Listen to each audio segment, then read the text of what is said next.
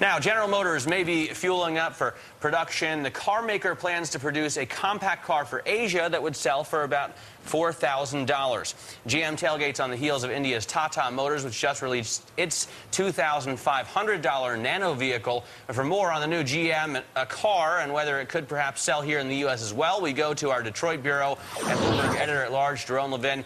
Jerome, it's like, less money than you get for cash for clunkers. You can buy one of these cars from GM in Asia. For about half that, you can buy a Nano car in India. How is demand for these things overseas?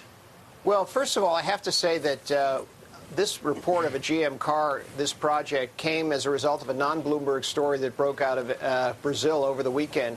And before we came on the air, I called GM to try to confirm some of the details, and they're being much cagier about this and saying that while they're interested in thinking about a low-cost car, they're not confirming that there's any kind of project, and they're certainly not confirming the $4,000 number. Now, as it applies to the Nano has done very, very well, and in fact, Tata Motors, the maker of the Nano, cannot keep up with demand for it, and it's only been out for a month or so, and they have a big backlog of orders, and even some people who bought it saying that they're not going to wait around for it to be produced. Hey, so Jerome, is there room for another player? I mean, Tata Motors, big player over there. We know that. I mean, could GM come in and take a big slice of the market if indeed they go forward with this? First of all, GM could be thinking of places beyond India. It might be thinking of India, but it might be thinking of Thailand. It might be thinking of China. It might be thinking of developing countries in South America. There's a lot of room in the developing world for a very low-cost, low-price vehicle.